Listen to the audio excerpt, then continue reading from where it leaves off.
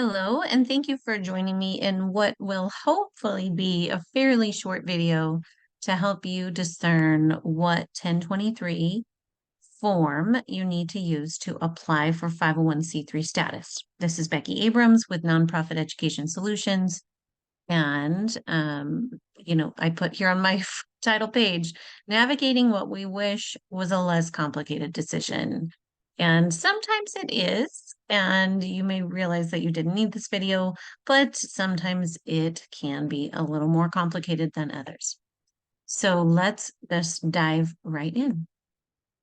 What is the 1023? Hopefully you're here because you know what it is, but we're not going to assume. So the IRS Form 1023 is the application that an organization submits to the IRS to apply for 501(c)(3) status. It must be submitted online at pay.gov. So hopefully pretty straightforward so far. There are two types of 1023 forms, and that's where it gets a little bit tricky sometimes. So the 1023 Easy is a new form. Oh gosh, I don't remember, 5 years, maybe more. I don't know. Fairly new still, maybe more like 10 years, since IRS introduced this shortened version, which is very, very helpful. Um, and you'll see why in a second. So the 1023 Easy, the approval time frame is 4 to 6 weeks. It's much shorter, it's less complicated. You must have projected revenues of less than 50,000 a year in your first 3 years. So it's a total of 150,000 in your first 3 years, an average of 50,000 a year. So sometimes people will ask, what counts as revenue? Does grant money count as revenue? What about money that I bring in and then I pay it right back out for expenses? Does that count? Because it's not actually left over at the end of the year. So, yeah, all of that counts. Those are all, everything that comes in is considered revenue, and you have to factor everything that's going to come in into your projections, your financial projections, even if it's all going to go right back out and there won't be anything left at the end of the year. So hopefully that clears that up. And then the fee to submit the 1023 Easy to the IRS is $275. It's a one-time fee. There's not like an annual fee to maintain the 501(c)(3) status. And then if you would like my help getting through not only the 1023 Easy, but also the incorporation process, coaching on recruiting your board, creation of bylaws, all those other things that go along with this, then my fee for the 1023 Easy project is $400. Okay, and then let's do the 1023 long form. The approximate approval time frame is 5 to 6 months. So it takes longer. I meant to put this in one of my slides, but I'm just going to tell you the IRS will backdate your 501(c)(3) status to your date of formation. Usually it's to the date on your articles of incorporation. As long as you're applying within 27 months of becoming incorporated. So, if you've been incorporated much longer than that, anything longer than 27 months, then they will backdate it to the date of the application, but not further back. So my point is, even though the approval time frame is 5 to 6 months, they will backdate it to your date of incorporation, and all of the activity and donations and revenues that come in during all of this long waiting period, it will all, you will have been a 501(c)(3) that whole time. So it helps take some of the sting out of how long it takes. But yeah, it does. It just takes a long time. And there's nothing you can do about that. That's just how the IRS works. So the IRS, the 1023 long form is called the Beast. It is long, complicated, complex form. And I don't suggest someone doing it on their own. Although if you did enough research, you could probably figure it out, but it just takes a long time. Okay, it must be completed. You must use the long form if you will have projected revenues of more than 550,000 a year in your first 3 years. So again, that 150,000 cumulative over 3 years. If you're going to exceed that, or you think that you will exceed that, then you have to use this long form. The long form is $600 one-time fee to the IRS. And then my assistance for the long form is $1,000. I do $100 discount if the project is completed in 8 weeks or less. And same thing, that includes help with the incorporation process, the bylaws, the board, getting an EIN, and then I spend a fair amount of time on the long form for you and help you submit that. Okay, so that's the difference between the two forms, but a lot of times people get hung up on trying to navigate the projected revenues. And sometimes, depending on what you're wanting to do, you may already know, like, oh yeah, we definitely have to use the long form. Or, maybe you're starting something smaller, homeschool co-op or something where there's just volunteers and there's not a lot of revenues. You probably know, okay, we'll just use the 1023 EZ. So, but if you're still not sure, I have a few more slides that might help you through that. So one thing to ask yourself is, when did when did you form? So the date of formation, it can vary and it can play a role in determining your projected revenues. So you got to track with me here for just a minute. The date of formation is the earliest date that you did one of the following.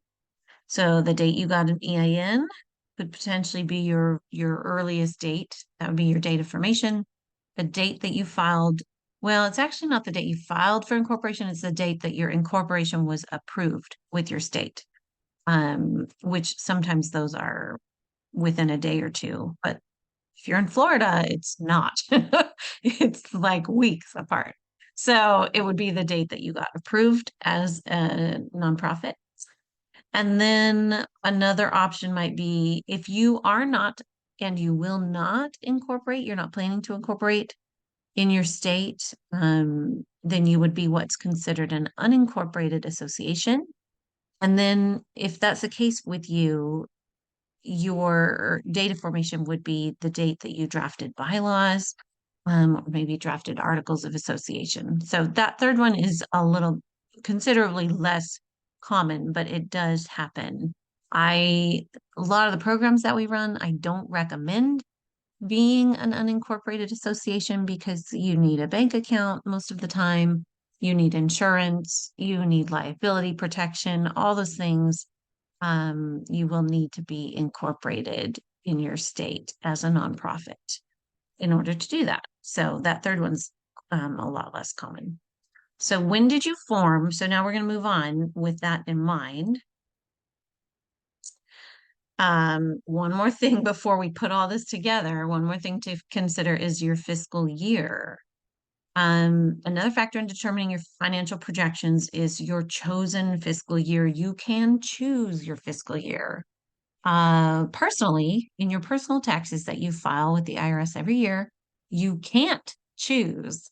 IRS has just said that everyone's personal income tax year is a calendar year. So it's January 1st to December 31st. And then you file you have 4.5 months to file your taxes. They're due April 15th. So that is not up for discussion. That is just a set date from the IRS. But in the case of your nonprofit, you actually can choose your fiscal year. So some groups do, some programs, some schools, they do a calendar year, just like our personal taxes, January to December, but it doesn't have to be. Many educational programs will choose a fiscal year that represents the school year because it kind of makes a lot more sense in the bookkeeping and all of those things to start perhaps like July 1st or even maybe June 1st, which is actually what the group that I'm still involved with is June 1st, because we start taking, and we tell people I will not take your tuition check until June 1st because it just coincides so much better with our bookkeeping and our record keeping to try to get the bulk of the revenues, the income and the expenses to fall within a time frame that coincides with the school year. So you can choose that. This is a decision that ideally the board would discuss, briefly to some degree, and then make that decision together, because choosing a fiscal year is kind of a big financial decision. And you can change it later on, but it's a little bit of a pain. It would be better to try to get it right the first time. So keeping in mind that you need to choose your fiscal year and know your date of formation, we're going to see an example. So for example, this is a fictional example. So Becky, my fictional hybrid school, just one, just for fun, I'm going to call it Light Ed Academy. We're going to say that it incorporated as a nonprofit on April 3rd, 2023, and then obtained an EIN on May 22nd, 2023. So the date of incorporation in this case, that April 3rd, 2023, the date of incorporation is what we're going to consider the date of formation. And then we're going to say Light Ed Academy's fiscal year is July 1st to June 30th. So that means that Light Ed Academy's first 3 years are as follows. So you've got April 3rd, 2023 to June 30th, 2023 is considered year one. And that is what? 3 months, April, May, June, just barely under 3 months. And that makes up the first year for Light Ed Academy. So that's what the IRS would call a short year. Anything less than a full 12 months is considered a short year. So the first year is a short year. And then year two is going to obviously be a full year from July 1st to June 30th, and year three. So those are the first 3 years that you need to create and kind of come up with some financial projections. How much revenue is going to come in each year. So for example, following on with that Light Ed Academy, April 3rd to June 30th, year one, we're going to say that the total annual revenues for that short year was $5,000. The program hadn't started yet. They didn't open enrollment, and they were given, the grandma gave $5,000 for startup money. And that was it. That was all the money that came in year one, which means that year one had really low revenues. And that can play in our favor when we're trying to decide if we're going to exceed that $150,000 cumulative limit to use the 1023 easy. So let's say that year two, they had a full year, but it was their first year of operation, so they were still fairly small, and their total annual revenues were 65,000. So that year two did exceed 50,000, but as you're going to see when it's combined with year three, it still did not exceed 150,000 altogether. And so this group could use the 1023 EZ, but it's because they had that really small, short year with very low revenues at the beginning. So this doesn't always work out. And this doesn't always happen this way, but sometimes it does, and it can be useful to make it possible to use that 1023 easy. So I can't obviously project for your group without looking at your numbers and trying to navigate this with you, but I'm hoping maybe with an example like this that you could create some projections, pull together like your fiscal year, your data formation, and maybe take a more educated guess at what form you can use. So a couple more slides. This is obviously, the next question and the most common one. What if you use the 1023 easy and then you end up exceeding that threshold? Maybe your program just explodes and is wildly successful, way more than you anticipated, or you started as a homeschool co-op and then the next year decided to completely, branch out and open a micro school too. So that happens. And it's important to know, if you use that easy form, what might happen to you. So there are no penalties. There's no fine. The IRS will not fine or penalize you if you go over the revenue limits. It doesn't make you look bad in the eyes of the IRS, and they're not going to charge you a bunch of money, but they will make you refile the 1023. The IRS will require that you refile the 1023 using the long form, and they do not give you credit for the fee, the $275 that you already paid for the easy form. So essentially, you have to start from scratch. It doesn't negate your 501c3 status that you had, but you do have to refile using the long form. So that's, in my opinion, that's a pain. And I would personally try to avoid that. But that's what would happen if you ended up in that place.